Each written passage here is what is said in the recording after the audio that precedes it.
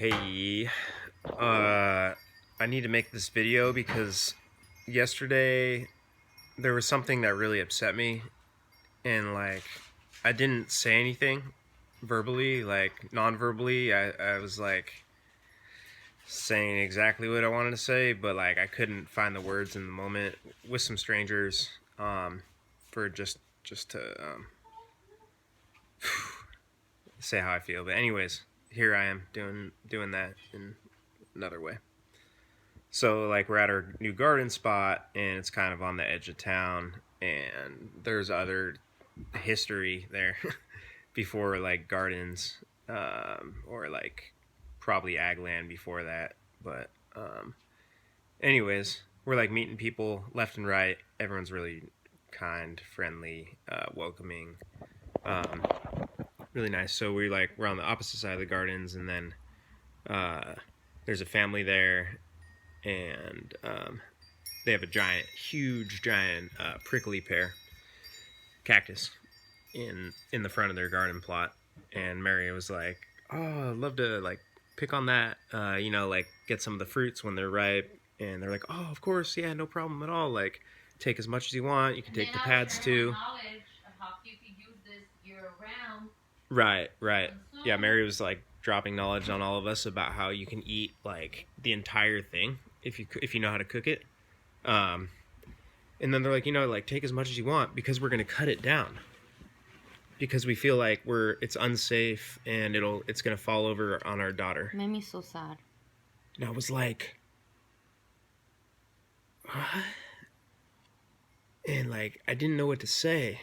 I mean, I kind of got words for it after, of course. Always, not always, but yeah. But it made me really bummed out because oh, why don't you trade plots with someone else or something like that? This thing has been here 40 years plus, and you're just talking casually about removing it. And the saving grace was he's like, yeah, I recognize that it's awesome, and I want to plant pads all around here and propagate it so there's 50. So respect for that at least. But you're talking about cutting down an elder.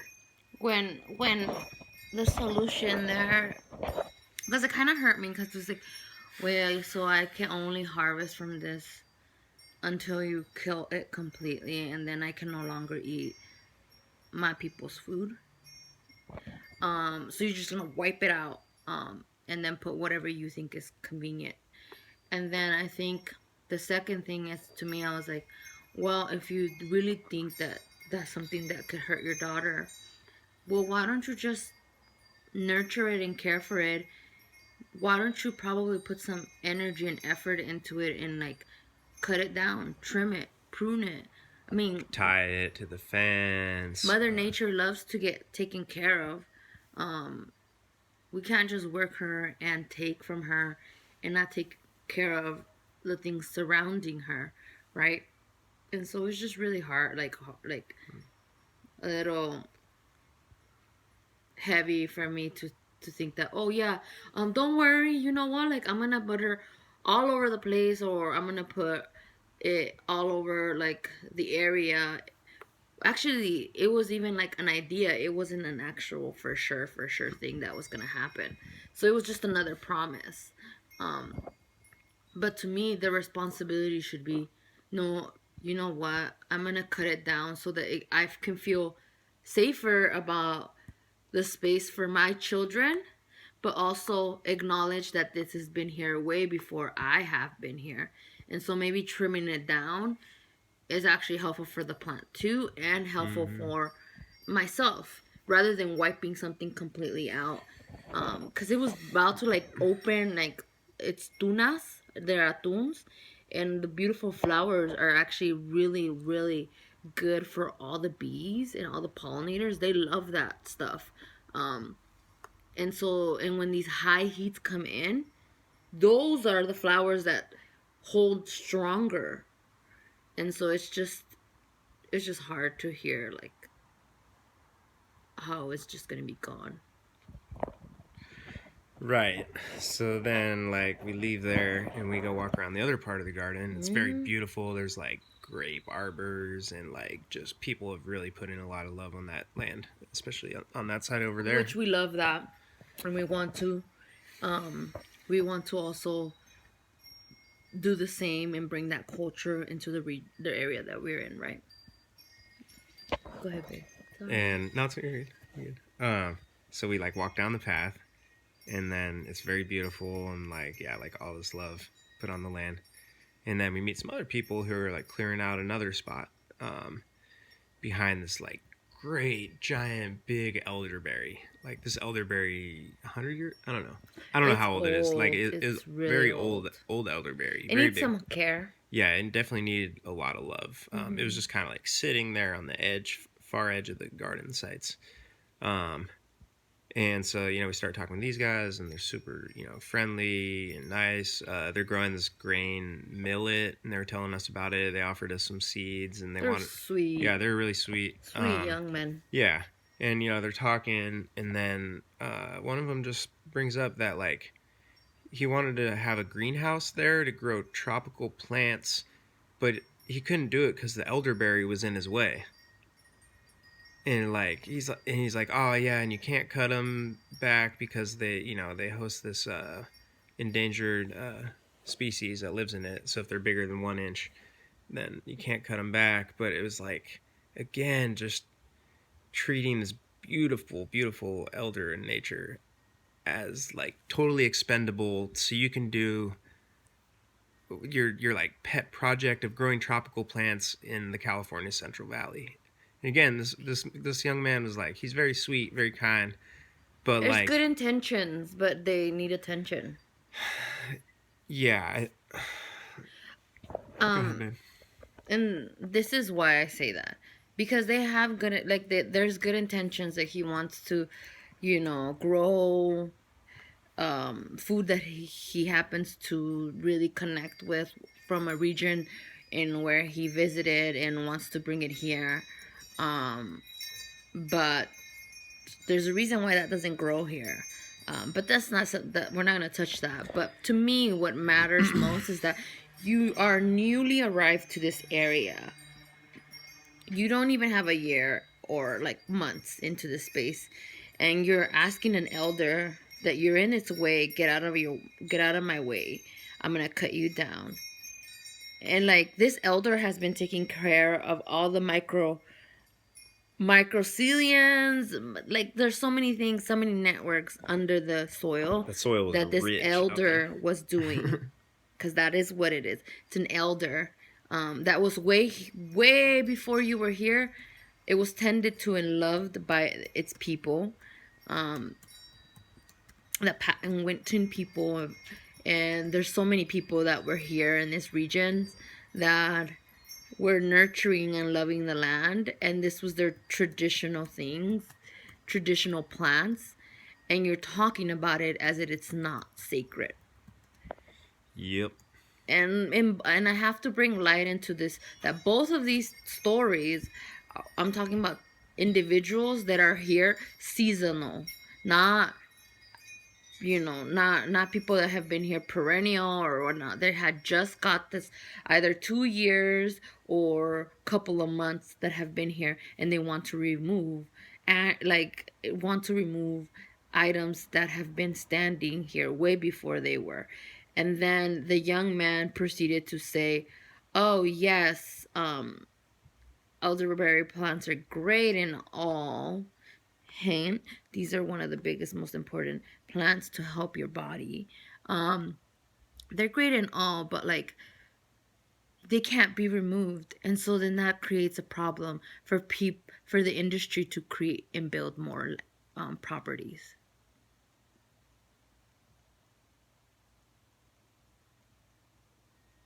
So you want less land, more structures. It was just crazy. Yep. Mary's very like kind and patient in like sharing this knowledge of like what it is to be part of an ecosystem. And it's like, I don't blame these young men. They're a part of a culture that says get the fuck out of my way, nature. Like, I'm coming in. Yep, Taikuno. It's colonialism, like, passed down generations. I don't care if you're Democrat or Republican Yep. or whatever the fuck your politics are. They're both come from a colonial system, and they can both, like, we got to figure out a way to get out of it, because it's gonna kill us if we don't figure it out, basically. And I'm not trying to, like, scaremonger and but we obviously, we depend on clean water, we depend on soil, we depend on air. But, like, I don't know, we have other videos on, like, the economic shit that's going on. But, like, I was prompted to make this video because, like, I wanted to find a way to say something in the moment that would get them to think about it, not to make them feel bad, but to, like, be like, oh wow, like, this thing's been here a long time, like, you know, draw some awareness. I think I did non-verbally, but, like, that's not enough. Like, I think the next steps are to probably create relationship and yeah, it's a slow process, and, like, no one's gonna change if they feel like you're going after them, or if you put them on the defensive.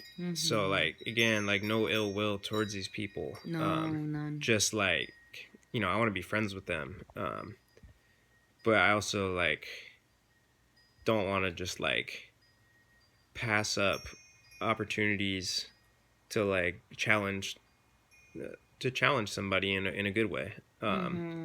It's not just about being, like, super agreeable, like, or, friendly or nice. Like, I think there's more valuable things, like. This is where your wokeness can come in. Oh, fuck woke.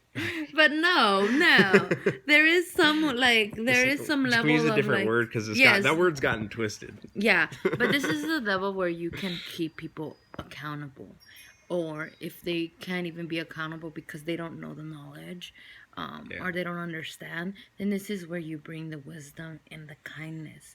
You bring them in and you have conversation, and we acknowledge that you have been robbed. You've been robbed of your connection to Mother Earth, and you are thinking in a way of extractive, whether you're aware or not. But it is what it is. It's extractive thinking.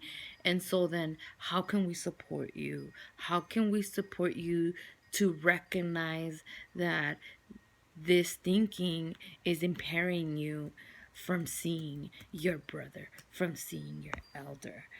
I think that's one of the biggest keys, is, like, creating that relationship and helping people. And sometimes you don't create relationship. You just don't. Sometimes you call that shit out, especially if it's like you need to act immediately.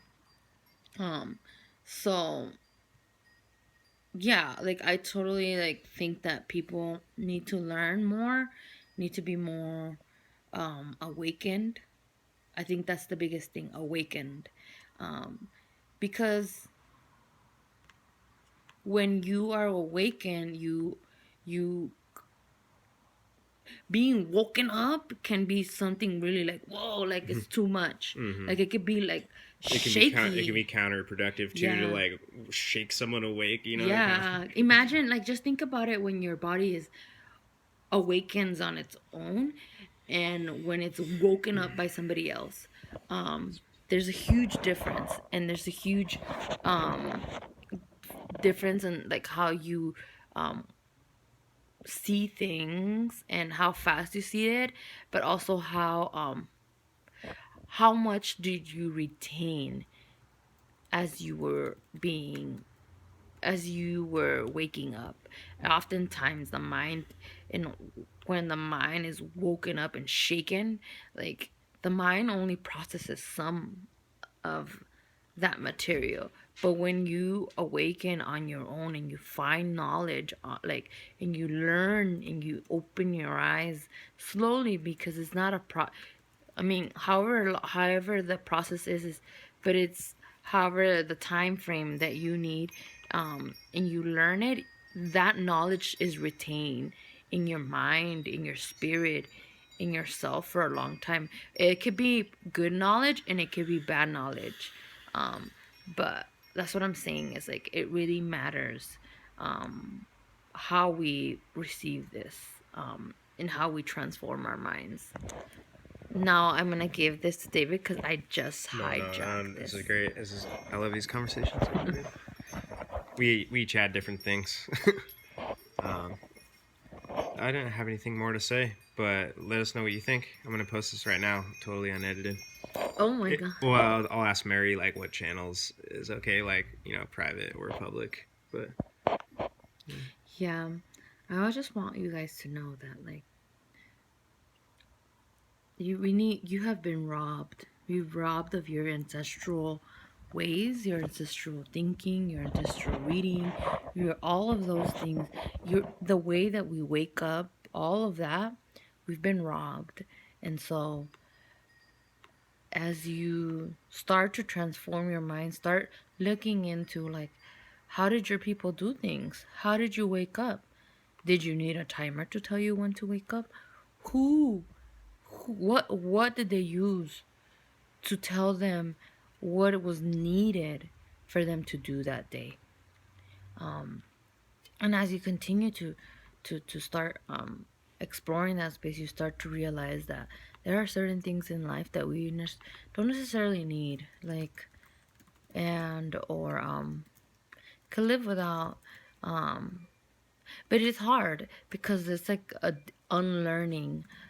It's difficult because like, now that has become your reality, and so it just takes time and just doing it and be graceful with yourself.